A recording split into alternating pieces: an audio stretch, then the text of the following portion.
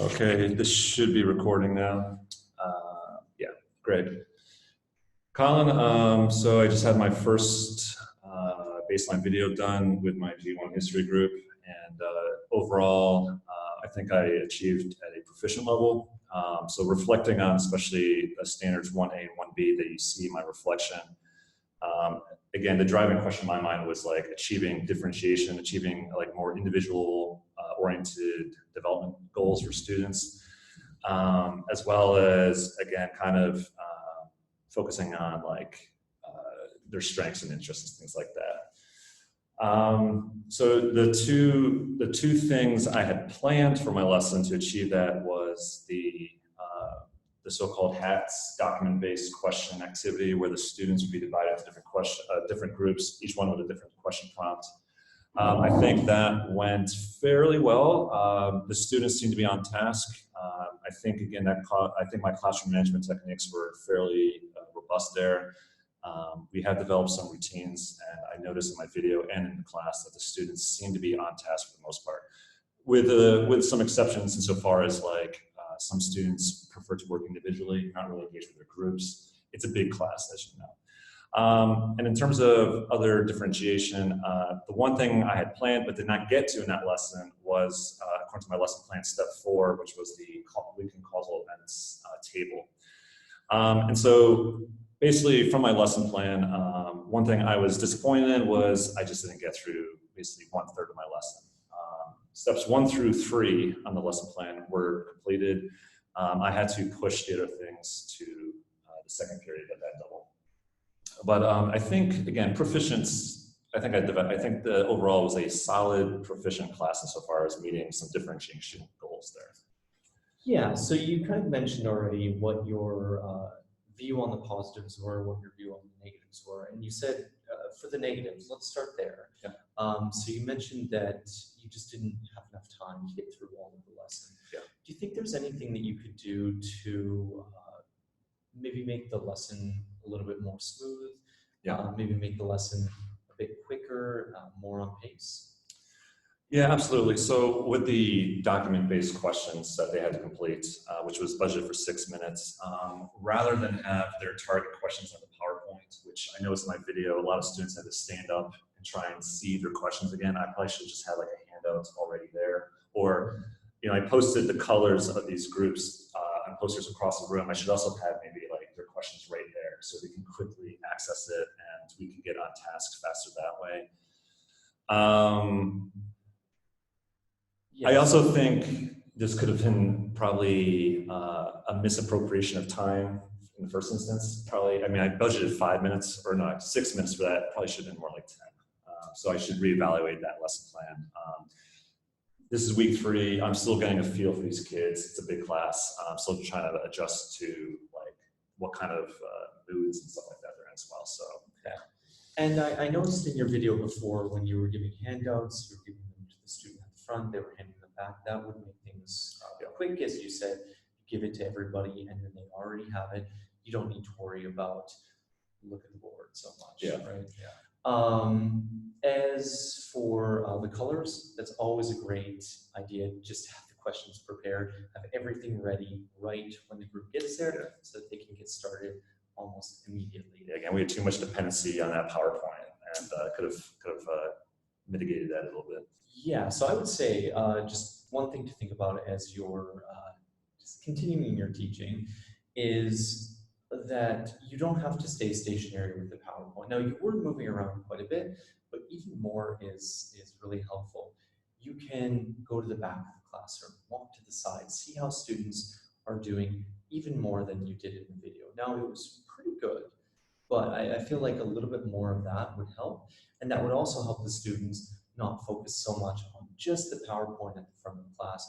They would know that at any time they might have to go for the color that you give them. They might have to talk to you because you're moving around the classroom. And that will also help with classroom management, of course. The more you circulate, the more that they realize, hey, he's not just at the front. We have to be paying attention at all times. So you mean like circulating, not during the actual activity, but like the setup and then maybe the after parts? Well, I mean, either or. Either or, Yeah. right? Even when you're doing your PowerPoint, if it's content, you can still be talking as you're walking around the classroom, right? Yeah. It doesn't necessarily have to be just in front. As I said, your video was pretty good with that, but even more is really helpful. That's definitely something that I've seen and I've learned from my own classrooms, and hopefully that will help you out with that. Now let's actually get to the positives though, because you mentioned that there were quite a few positives that you felt. In terms of, just in terms of maybe ranking things, what do you think was the best thing you did in the lesson overall? Maintaining classroom management. I mean, especially for a class of that size, and it's a pretty rowdy group, especially the male students. They seem to respond well to my transitions. I also think I did particularly well at transitioning. So, for example, cueing them with things like, okay, does everyone understand? Are there any questions? How many minutes left? 6. Go, get started. I remember, like, as a brand new teacher, right, I kind of struggled at first with like making sure the students knew when they were supposed to get started. And I think that was probably number one. I did very well. They knew clearly when to get started.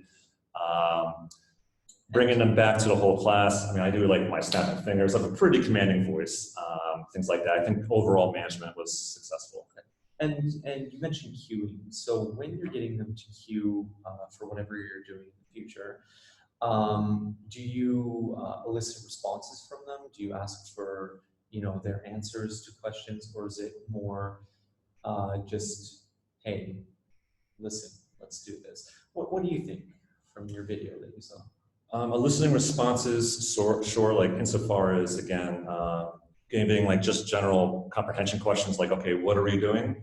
I maybe could have done a little bit more of that, but just, again, in as much as like making sure they understood like how much time they had and things like what's the task at hand. I think that was probably at least a solid or proficient level. Okay, great.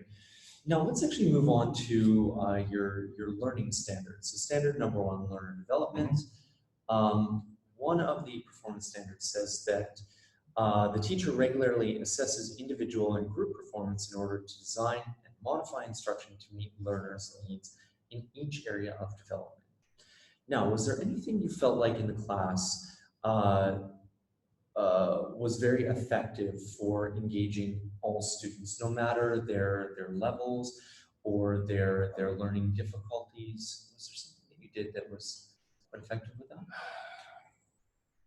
Quite effective. I mean, nothing stands out to mind necessarily. Honestly, for the whole class, again, at that size, that's something I'm still getting used to. Again, I taught a class that size 2 years ago. Last year, I had fairly low numbers. And I think I mentioned this in my reflection, like, I'm actually concerned about that point, like how much capture rate that I have with all those students. So generally, I guess I'll answer the question this way. With a class of that size, brand new freshman students who are brand new to high school standards, brand new to history, again, I really prefer to lean on mini conferencing, like conferencing amongst groups, to have like more small individual interaction, to kind of gauge what they're doing, their progress, what are they challenging, or what's been challenging for them, what are they not being challenged by. In the whole class format, again, yeah, I think that's something I'm still trying to find innovative measures to accomplish. Well, and you're correct when you say, they're new to high school, you've only been doing this for a couple weeks with them, so it will take time to understand every student's learning needs, right? Yeah. So don't worry if it's a little bit difficult right now to be able to do that. As you learn more about them and as you get more acclimatized to this class, it will come. Now, you did mention, something innovative, right? This could be with content, but it could also be with just how you deal with the students, just personalities, right? Yeah. As well. So it's a little difficult to say just yet. As we continue on and as we do more, I'm sure you'll be able to continue just to improve that level of teaching, because it is very important to be able to engage all of the students whenever possible. The more you can do that, the better. Yeah, so let's actually get to the next part here with the standard essential knowledge. Let's talk about one of these. So let's talk about this one actually. So the standard is the teacher understands how learning occurs, how learners construct knowledge, acquire skills, and develop disciplined thinking processes, and knows how to use instructional strategies that promote student learning. So when you were doing your content for today, I noticed that you have a Cambridge Learner Standard for the content. Yep. So what instructional strategy did you feel like was the most effective and they responded to the best? In terms of content? Yes, in terms of content. I would say, well, again, using the source I gave them to kind of springboard into the broader thematic unit of like the application of the Kaiser. I think, again, that was an engaging activity that I think kind of kickstarted some things that they'd already covered, but maybe not fully understood in their notes, which again, I was using the flipped model there, right? They take their notes that previous weekend and then the following week, I basically covered the content they should have already learned themselves. So again, conferencing with the groups, I felt I saw some more awareness of like what they were supposed to catch on their notes. And again, this is the first time many of them have taken notes. And so I think they responded well to that. For strategies, again, I kept in mind, I think I delivered fairly well, like different methods like kinesthetic action, like kinesthetic learners, visual learners, things like that. In what sense? So you mentioned kinesthetic, visual learners. How were kinesthetic learners, for example, how Sure. were they involved with the class? Well, so I mean, right now I have like in mind, again, this is small sample size for 3 boys, but I have in mind like a group of 4 or 5 guys that they are not good just sitting still. And so I figured out like, okay, when they are up and moving about, that can kind of like get them energized and focused, where they are able to accomplish the task at hand. And I think I observed that in that particular group. In another vein, where I delegated leadership roles and those leaders had to in turn delegate speaking roles, I think I had an overall sense, my impression was that like there was some student agency there that also kind of engaged a little bit. So I think those were kind of delivered well as well. Okay, so yeah, that's something to watch for as well.